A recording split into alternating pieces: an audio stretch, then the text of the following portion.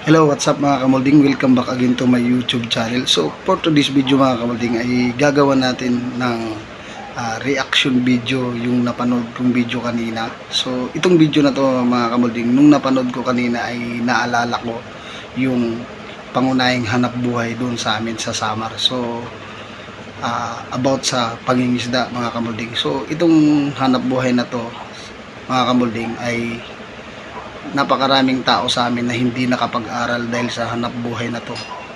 At ito din yung hanap buhay sa amin na maraming napagtapos ng dahil sa pangingisda. So, let's go. Panoorin na natin at kayo na humusga kung bakit marami sa amin ang hindi nakapag-aral dahil dito sa hanap buhay na to.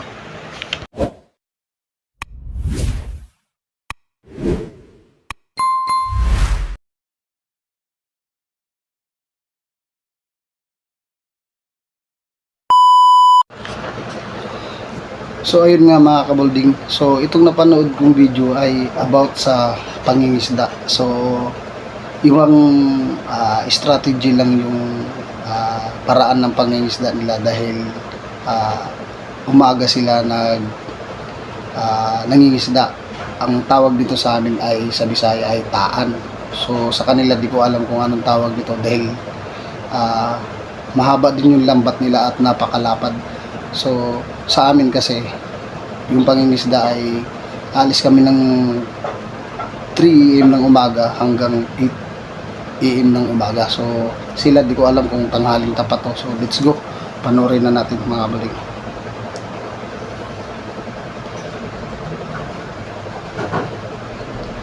So ayun mga kabaling,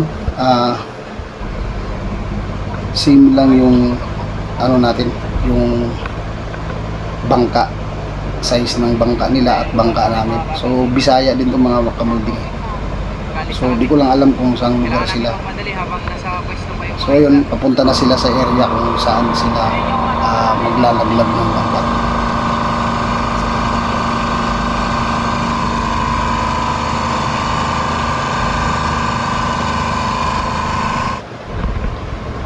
So marami sila mga kamulding. Siguro more or less 5 person katao sila. So sa amin 3 or 2 kaya na. Minsan nga isa lang. Dito kami pupwesto mga kamisig para kuha kami ng mga bato para mapabilis yung at iba yung klase ng lambat nila guys. Napakalapad. Sa amin hindi siya ganong kalaparan. So ito kumbaga ang tawag nito sa amin sa Bisaya guys ay sinsay yung ginagawa nila. Kumbaga inaayos yung lambat sa bangka para pag nilaglag hindi magkakabuhol-buhol.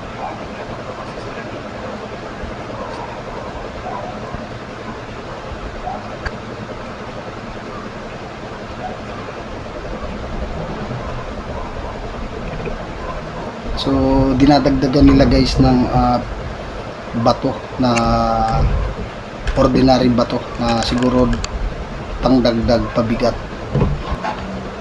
kasi masyadong maliliit yung bato nila na kumbaga tingga, yun yung pabigat ng lambat nila para mabilis lumubog sa ilalim ng dagat.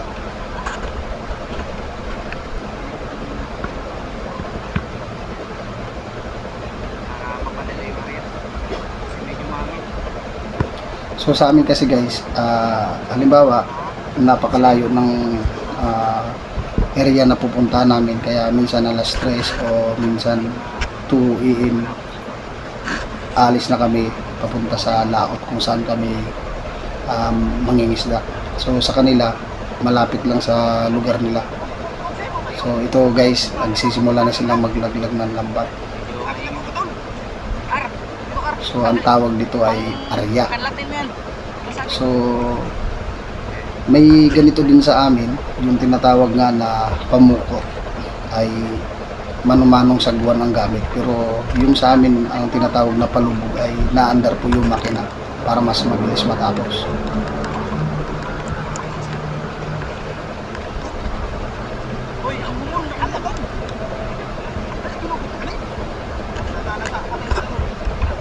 So yung ginagawa dito ni kuya guys ay nagsasagwan.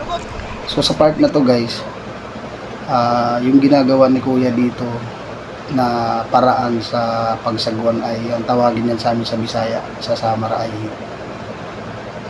ligwat, rimo. So ayan guys, ang tawag niyan sa amin ay ligwat, rimo tawagin. So pinapaikot-ikot niya yung sagwan.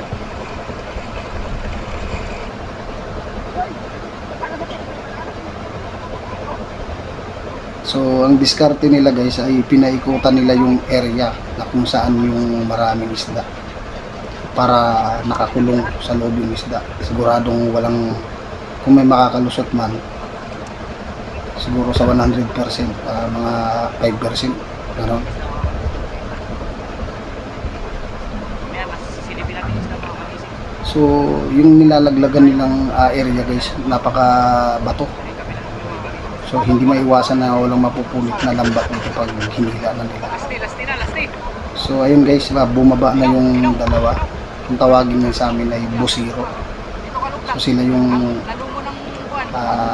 kumbaga magtataboy doon sa isda para bumangga na yung isda sa mga lambat.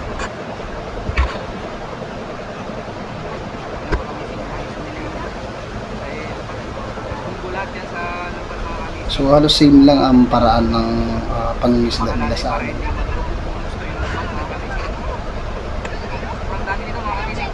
So ayun guys, napakarami ng isda. Siguro ang alam ko dito sa isda na to guys, di ko lang sure kung matanbaka or alumahan. So ayun guys, napakarami talaga.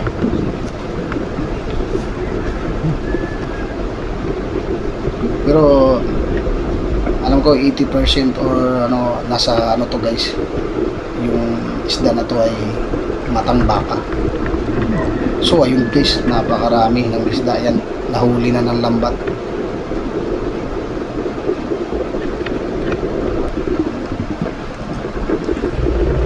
Matangbaka nga guys, matangbaka. Matangbaka to guys. Kasi alam ko yan guys. Kasi pag matambaka, grupo-grupo yan pag bumangga sa lambat. So dito sa part na to guys ay nagsisimula na silang hilain yung lambat. So pag ganito karami ang huli guys, ang tawag dito sa amin ay kumbaga sa Bisaya, kumbaga sa sugal pa ay tumama, kumbaga sa Tagalog nakatsamba. So kaya sa amin guys ay maraming hindi nakapag-aral dahil sa hanap buhay na to. Dahil ganito, pag nakatsamba ka guys ay saglit lang, ilang oras lang ay kaya mo nang kumita ng 3,000 to 4,000 a day. Pero sa amin guys, hindi talaga siya everyday nangyayari. Siguro mga 5 days ganun. So pag ganito karami guys, buhay na yung mangingisda. At hindi lang siya, yung pamilya niya. Kaya sa ganitong hanap buhay sa amin guys ay napakaraming napag-aral at nakapagtapos ng magandang kurso. Pero marami ding hindi nakapag-aral guys dahil nga ang katwiran nila nung araw sa amin, bakit pa daw mag-aaral, napakarami ng isda sa dagat, mabilis lang ang pera. So yun nga lang, hindi naman talaga siya pang habang buhay guys.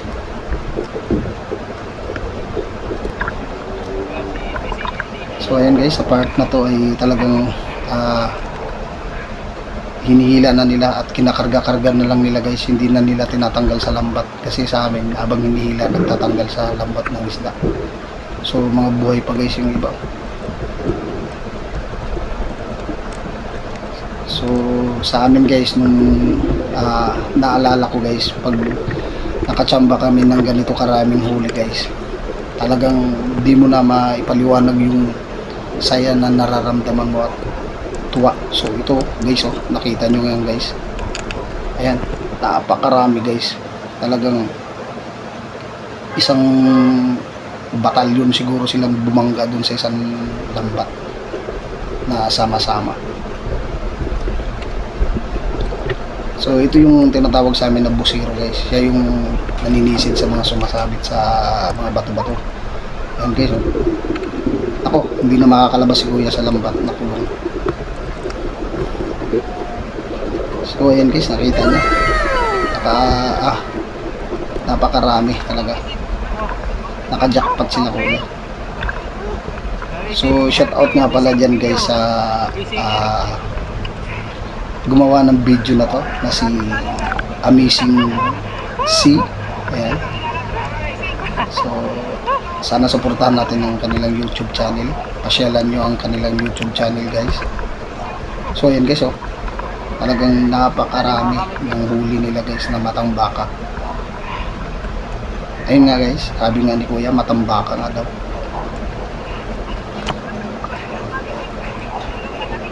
So napakarami guys. Halos yung hinahawakan nila guys isda na. Oh. Sa estimate ko dyan guys, siguro pag kinilo yan guys, mga 200 to 250 kilos lahat. So sa amin yan guys, pag bininta yan sa pier, kumbaga sa bagsakan ng isda, per bagyera. So ito guys, oh, kita nyo guys, oh, nakatumpok na sa lambat. So kanina napakalaki ng lambat, parang lulubog na sa dami ng huli nila. So pagdating dito sa tabi, sa baryo nila, doon na nila yan tatanggalin guys, para mas mabilis.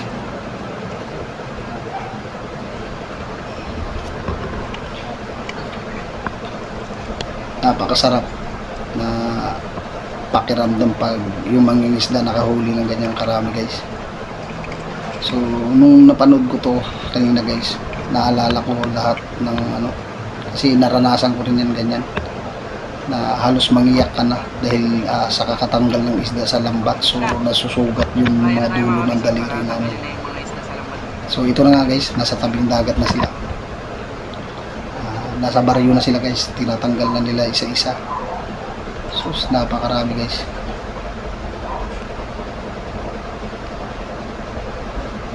Matambaka guys.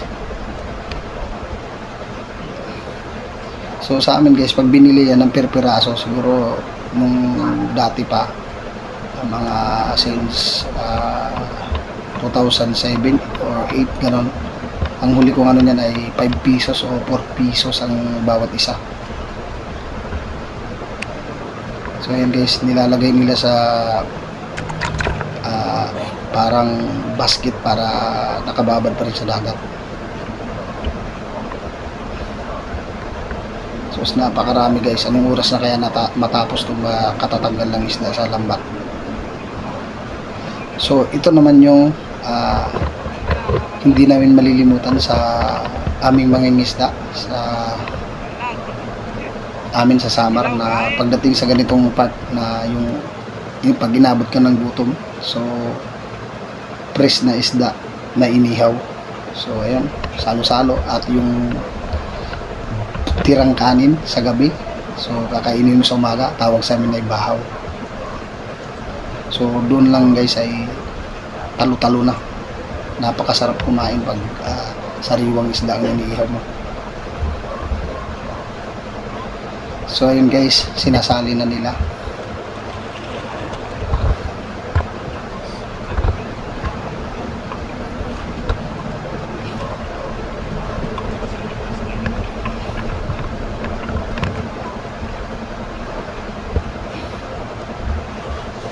So ayun guys, yung bangka nila kanina guys ay may storage pala. Ito yung tinatawag sa amin na storage. So diyan namin nilalagay yung mga isda na i-deliver namin sa pier. So pwede mo lagyan ng yelo para hindi masira yung isda, para fresh pa rin pagdating sa pier, sa bagsakan. So tinatakal-takal lang nila guys.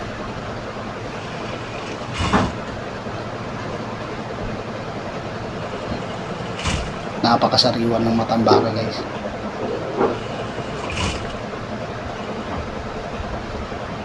Siguro nasa ano to guys, mga 5 banyera. Depende sa banyera guys, kasi may banyera na bilog or pahaba, na parang square siya na pahaba, or anong tawag dun. Siguro estimate ko kung by piraso guys, na ba more or less 3,000 to 3,500 piraso to. Mga ganong karami to guys, baka umabot pa ng mga 4,000.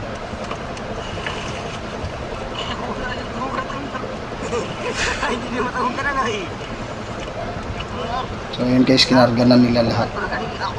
After siguro nito guys ay dadalhin na nila sa pier kung saan sila nagbibinta. So ayun guys, punong, halos mapuno na yung storage ng bangka nila guys.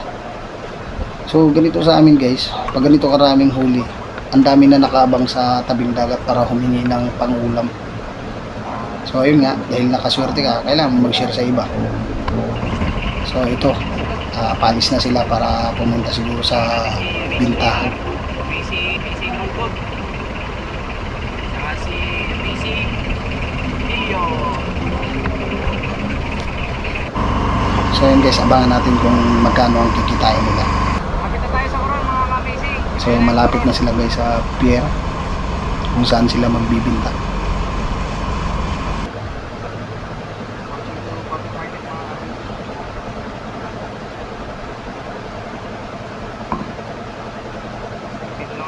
Nakakamiss din yung ganitong hanap buhay guys sa probinsya. So puyat, pagod, sacrifice lang guys.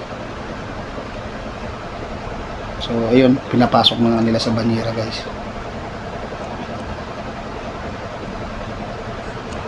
So ayun nga guys, di nga ako nagkamali, per banyera nga. Siguro pagkatapos kiluhin guys, nilagay na sa banyera na bilog. Bilog yung banyera nila dito guys. Bisaya din to guys, hindi ko lang alam kung saan sila sa Bisaya.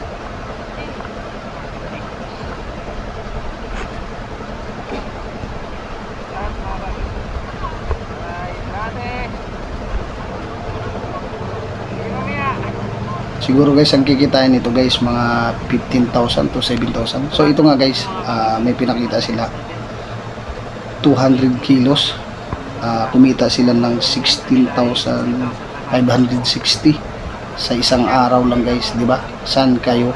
Sa ilang oras lang guys. Kaya ang dami talaga sa amin na hindi nakapag-aral lang dahil sa ganitong hanap buhay. Pero wag kayo guys, ito rin yung nakapagpatapos ng magagandang kurso sa amin nang dahil sa ganitong hanap buhay. So ayun nga guys, hanggang dito na lang muna tayo guys. So huwag nyo sanang kalimutan i-subscribe ang aking YouTube channel at paki-like na lang din ng ating video at paki-share na lang din, at huwag nyo na rin kalimutan i-hit ang ating notification bell para updated pa kayo sa video na gagawin natin na sa ganitong content.